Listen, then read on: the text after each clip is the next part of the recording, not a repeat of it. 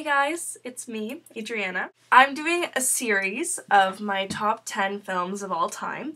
This is just an introduction. I'm gonna lead up to my top 10 with my honorable mentions, so I'm gonna also list those in a top 10 fashion.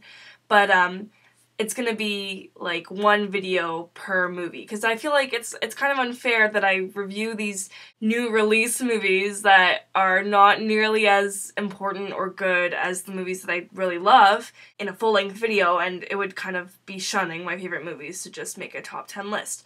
So this is going to be a top 10 list of my honorable mentions, but after this it'll be one video per day of my top 10 list.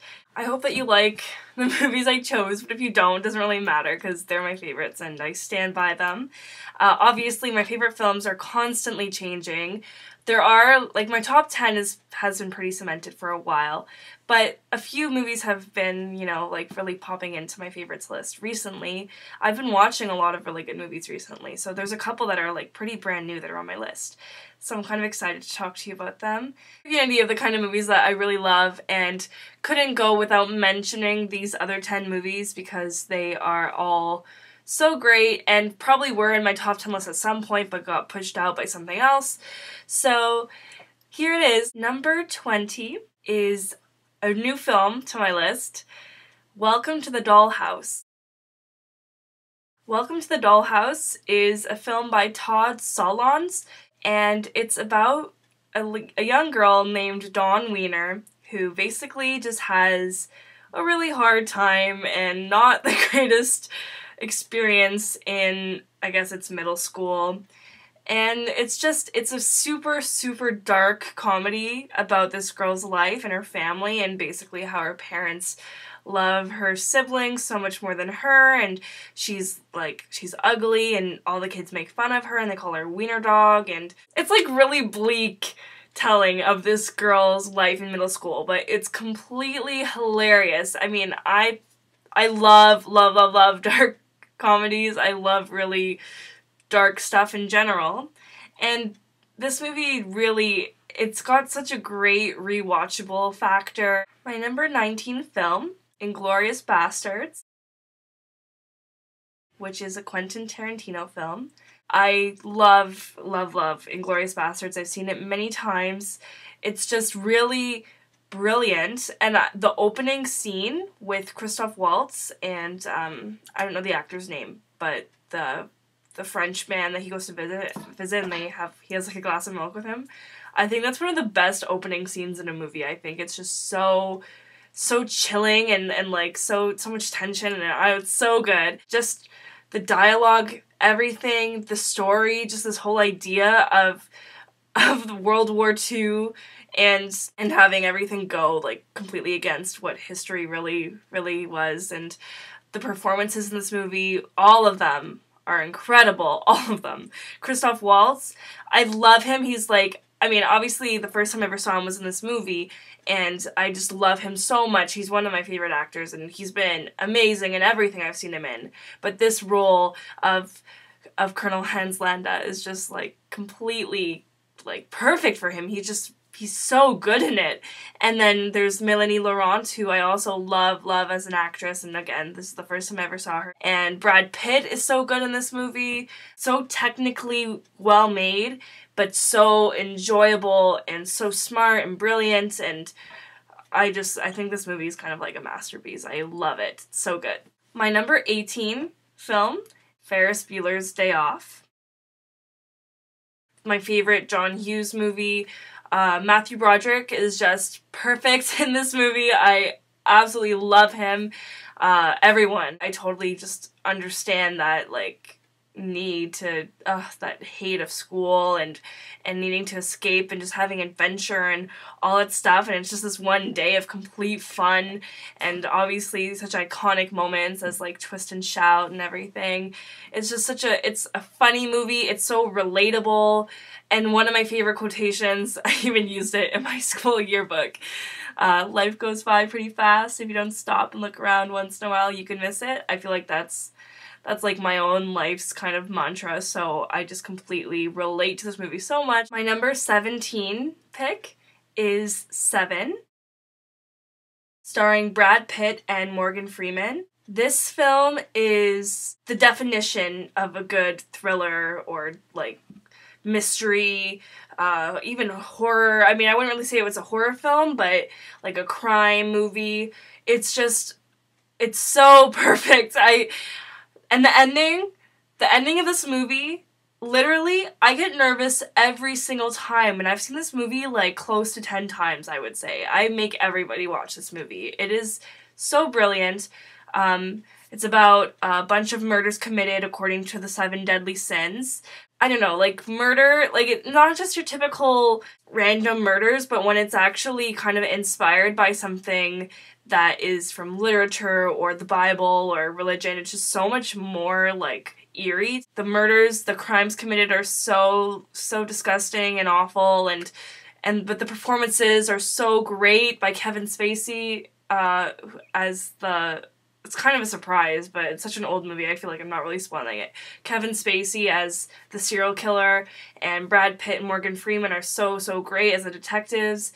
And as I said, the ending scene is just so chilling, and it's one of my favorite endings of all time in any movie. If you like thrillers of any sort, I feel like this is like where you want to be as a thriller. And David Fincher directed it. He's obviously a brilliant director. My number 16 pick is Revolutionary Road, and it stars Kate Winslet and Leonardo DiCaprio, who, okay, they're my like favorite actor and favorite actress. Revolutionary Road is based on the novel by Richard Yates, and the novel is also one of my favorite books too. It's about this couple who basically, the romance is kind of gone in their relationship, and they're really clinging to this idea of moving to Paris because they're kind of just stuck in this really mundane life of going to work, having kids, just kind of the same thing day to day, and they both kind of dreamt of something bigger for themselves. And the reason I love this movie and the story so much is kind of I'm obsessed with this idea of not being able to achieve more, like of feeling really stuck in your life. And in my own life, I'm trying to like surpass that and trying to do all the things I want to do and just be who I want to be, and you know, like not let myself get stuck somewhere where it's like, okay, this is my life, I guess. Just gonna do the same old thing every single day and not really take advantage. But that's what the fate is for this couple.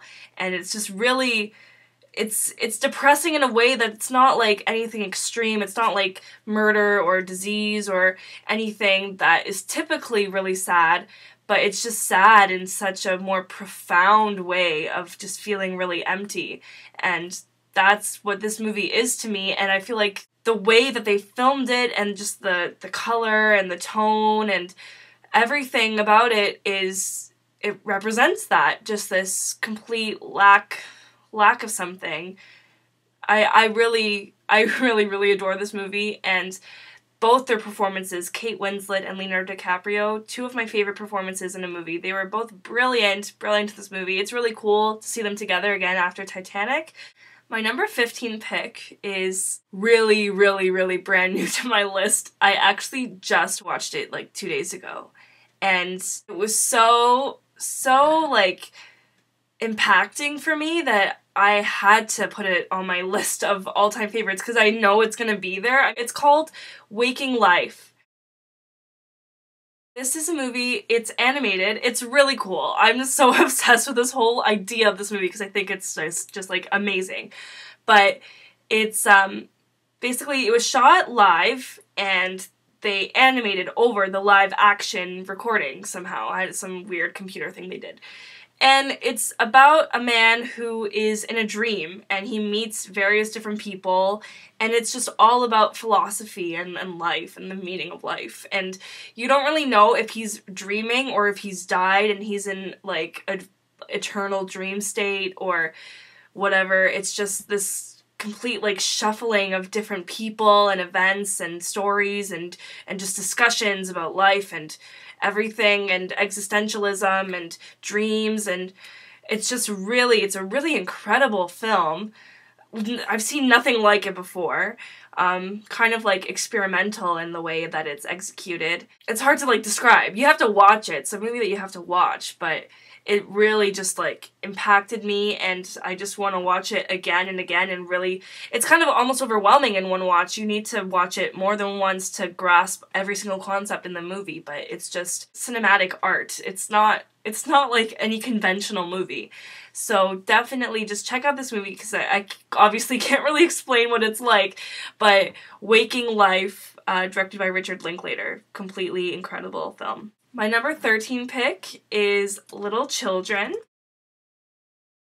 It stars Patrick Wilson, Kate Winslet, and Jennifer Connelly.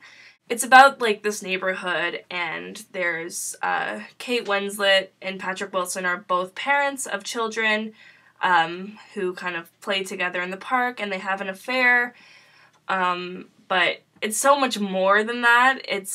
It's based on a book as well, and I've also read the book, and the book is by Tom Perrotta, who is actually one of my favorite authors. It also stars Jackie Earle Haley as this pedophile who moves into the neighborhood and kind of stirs everything up. It really impacted me the first time I watched it. I felt like, whoa, like hard-hitting movie. My number 13 pick is Being John Malkovich, which is directed by Spike Jonze and written by Charlie Kaufman, who is my favorite screenwriter. Stars John Cusack, Cameron Diaz, and Catherine Keener, and John Malkovich. And basically it's about this man who finds a portal into John Malkovich's, the actor, he plays himself, into his brain, and it lasts 15 minutes, and you go into the portal and you're John Malkovich for 15 minutes. You just like live inside his consciousness. And the first time I watched this movie, I really, really liked it, and I thought it was hilarious and so weird and different. But I watched it again in class. I was taking this class called Intro to Existentialism, and we analyzed it like with all this different philosophy, and it just really like opened my mind even more to just how smart and brilliant and philosophical this movie is, like applied terms of Kierkegaard and Nietzsche and Heidegger to the movie, and it was mind-blowing. And the performances are also great. Cameron Diaz is really good in this movie. Like, you wouldn't even recognize her. She's like you've never seen her before. It's so funny and absurd but smart. Like, I mean, now that I've analyzed it, I understand it on a deeper level, and just the outcome of the movie, like the ending is just so mind-blowing. It's like, just watch this movie. My number 12 pick is The Science of Sleep, which is a film by Michel Gondry, one of my other favorite directors, and this one stars Charlotte Gainsbourg and Gael Garcia Bernal, and it's about a man named Stefan who can't really decipher his dreams from his reality, so he doesn't ever really know if he's awake or asleep, and it really plays a mind game with you as the audience too, because you're kind of confused too if he's awake or asleep. And he basically falls in love with his neighbor named Stephanie, and it's just this really cute love story. Michel Gondry is really kind of famous for his really, really quirky, weird visual style, and it's totally used in this movie.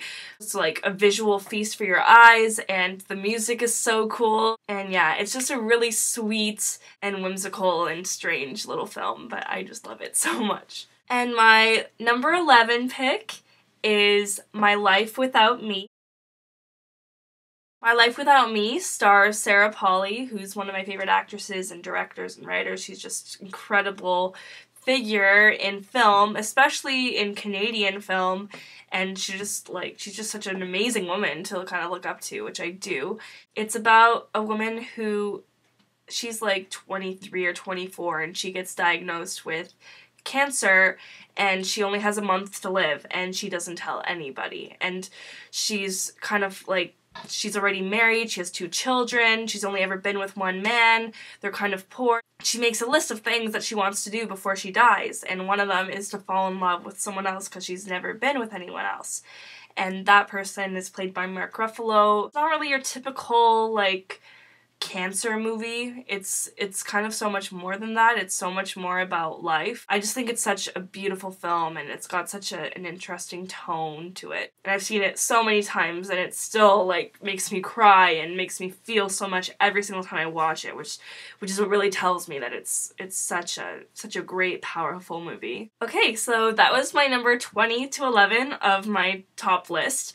And so now you can look forward every day, if you care, to a new film of my top 10. Hope you enjoyed that. I hope you left with some sort of inclination to watch any of these movies, or if you don't like them, or you've seen them, you don't like them, you can talk to me about it. I would love to debate with you about them. Yeah, these are my top favorite movies, so thank you.